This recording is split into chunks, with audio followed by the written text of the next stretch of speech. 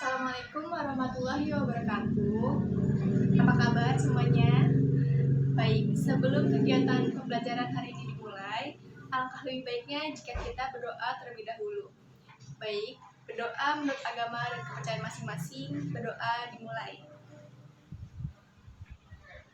Berdoa selesai. Sebelum kegiatan pembelajaran pada hari ini dimulai, saya akan mengecek terlebih dahulu daftar kehadirannya ya. Saya akan panggil satu persatu. Yang pertama ada Aisyah, baik. Kedua Adam. Yang ketiga Alif Bashir, ada ya. Yang keempat ada Aufaru Fadlihun Ramadan. Yang kelima Badru Uqbah. Keenam ada Bulan Hilaliyah. Yang ketujuh ada Bilal Habsyi Ramdhani. Oke, baik, jadi hari ini ada 31 siswa yang hadir dan 2 siswa yang tidak hadir. Yang pertama itu karena sakit ya, dan yang satunya lagi tanpa keterangan. Sayang banget ya, harusnya mengabari saya aja kalau misalnya emang kalian sakit atau ada keperluan, seharusnya mengabari ya. Oke, alhamdulillah saat ini kita bertemu kembali dalam keadaan yang sehat. Semoga dengan keadaan tubuh kita yang sehat ini kita dapat lebih semangat dalam menimba ilmu ya. Amin. Sebelum masuk ke materi, saya sudah terlebih dahulu menyiapkan tentang sebuah cerita. Nah, nantinya akan saya bagikan satu persatu pada kalian. Tolong dibaca ya. Nah, dibaca dan juga dipahami tentang teks tersebut.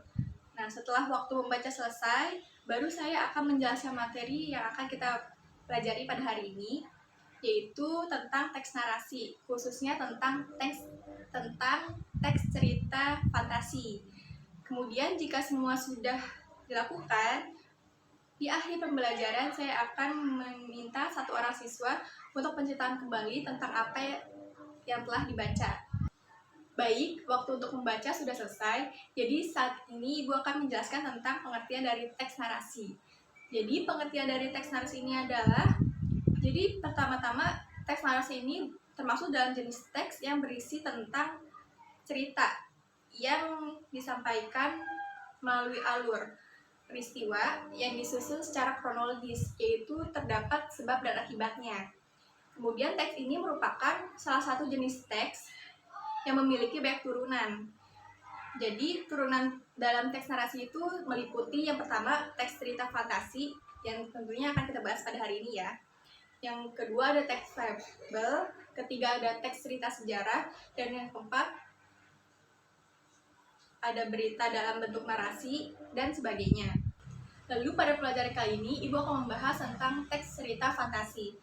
Jadi ada yang tahu nggak apa itu teks cerita fantasi? Belum tahu? Baik, Ibu akan jelaskan ya. Baik, jadi pengertian dari teks cerita fantasi ini adalah suatu genre dari teks narasi yang memiliki kisah yang penuh imajinasi. Jadi, yang berisikan tentang khayalan, dan khayalan itu tuh melebihi dari realita. Nah, baik. Jadi teks narasi sendiri adalah teks narasi yang menceritakan tentang suatu kisah. Jadi dapat disimpulkan jika teks cerita fantasi ini adalah teks narasi yang mengisahkan tentang kisah fantasi. Pasti banyak dari kalian yang akan bertanya-tanya kan, lalu Bu, kenapa sih teks cerita fantasi itu harus spesifik? Jadi gini loh, alasannya kenapa teks cerita fantasi itu harus spesifik? Karena jika kita berfantasi secara aktif, kita itu dapat mengasah kreativitas, dan mengasahnya itu akan menjadi lebih cepat dan efektif.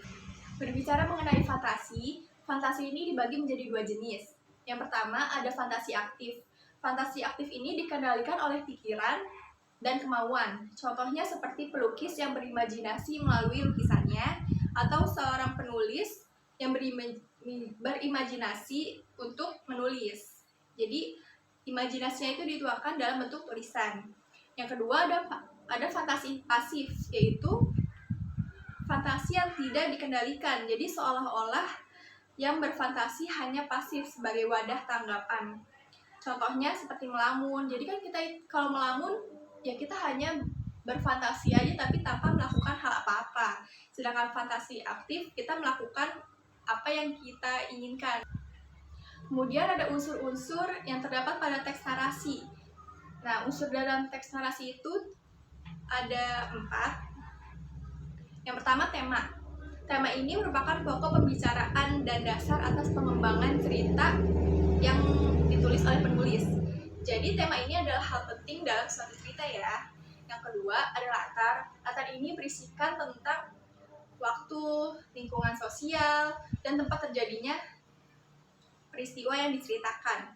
Yang ketiga ini ada penokohan. Penokohan yaitu bagaimana watak dan penggambaran tokoh yang terdapat dalam karangan tersebut. Yang keempat ada alur. Alur ini merupakan rangkaian tindak tanduk peristiwa yang terjadi pada kejadian tersebut yang berusaha untuk memecahkan konflik dalam narasi tersebut. Selanjutnya ada struktur teks narasi. Nah, teks narasi ini terdiri dari beberapa bagian yang bentuknya menjadi suatu kesatuan yang utuh. Dan ini yang membuat teks narasi berbeda dengan teks yang lainnya. Nah, struktur narasi ini terbagi menjadi beberapa bagian. Di antaranya yang pertama ini ada pengenalan situasi cerita. Nah, pada bagian ini, penulis mulai memperkenalkan tokoh dan hubungan antar tokoh hingga menata adegan yang akan membawa mereka kepada alur peristiwa. Yang kedua ada pengungkapan peristiwa. Nah, ini tuh bagian dari struktur narasi yang menyajikan peristiwa awal yang akan menimbulkan berbagai masalah, pertentangan, atau kesukaran-kesukaran para tokoh. Yang ketiga, ada bagian menuju konflik. Nah, pada bagian ini terjadi peningkatan tentang keterpurukan atau kehebohan atau pokoknya hal-hal yang memunculkan berbagai situasi yang menyebabkan bertambahnya kesukaran tokoh menuju konflik atau menuju puncak dari konflik tersebut. Selanjutnya ada puncak konflik. Nah, puncak konflik ini merupakan disebut juga dengan klimaks, yaitu merupakan suatu bagian dari narasi yang paling menghebohkan atau mendebarkan karena pada saat ini konflik itu sedang berada pada puncaknya.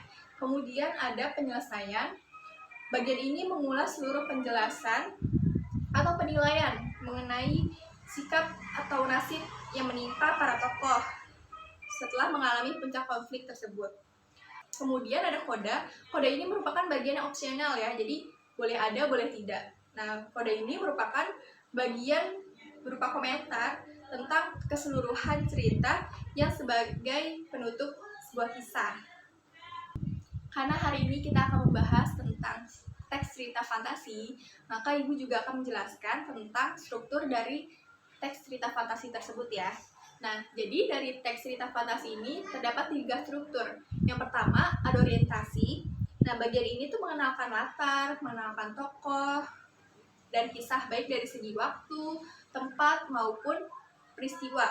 Orientasi juga bisa digunakan untuk menata bagaimana adegan-adegan dan kemudian itu menjelaskan hubungan antar tokoh.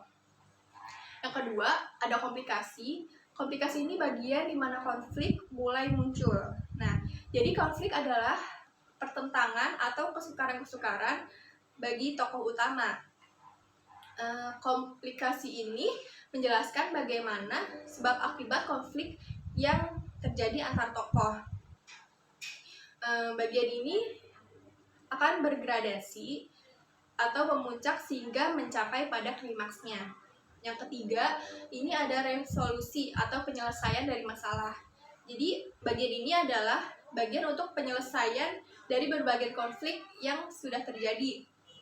Resolusi ini juga menjadi pernyataan akhir terhadap suatu kondisi yang dialami oleh tokoh utamanya.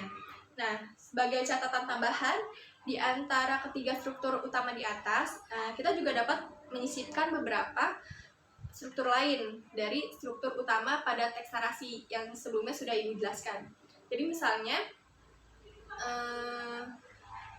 abstraksi yang merupakan gambaran umum ini dapat disisipkan sebelum orientasi, atau kemudian setelah komplikasi biasanya terdapat klimaks yang merupakan puncak dari ketegangan kan. Tetapi setelah resolusi juga kita dapat menyisipkan koda. Nah, karena koda itu opsional ya, bisa digunakan atau tidak, maka pada teks cerita fantasi pun dapat disisipkan jika memang ingin digunakan. Baik, selanjutnya Ibu akan menjelaskan tentang kalimat langsung dan kalimat tidak langsung. Ada yang tahu tentang apa itu kalimat langsung atau kalimat tidak langsung? Oke, baik. Jika belum ada yang tahu, maka Ibu akan jelaskan ya. Jadi kalimat langsung ini adalah kalimat yang langsung diambil atau dikutip dari pembicaraan seseorang, yang isi kalimatnya itu sama persis dengan apa yang diucapkannya. Lalu, sedangkan kalimat tidak langsung adalah kalimat yang melaporkan atau memberitahukan tentang perkataan orang lain dalam bentuk kalimat berita. Pasti kalian bingung kan cara membedakan kalimat langsung dan kalimat tidak langsung itu seperti apa sih, Bu? Gitu kan. Jadi untuk membedakannya itu terdapat ciri-ciri nih di antara kalimat langsung dan kalimat tidak langsung. Untuk ciri-ciri dari kalimat langsung itu ditandai dengan tanda petik 2. Ya, tanda petik 2 bukan petik 1. Nah, huruf pertama pada kalimat langsung yang diberi tanda petik menggunakan huruf kapital. Kalimat pengiring dan kalimat petikan ditandai dengan tanda baca koma.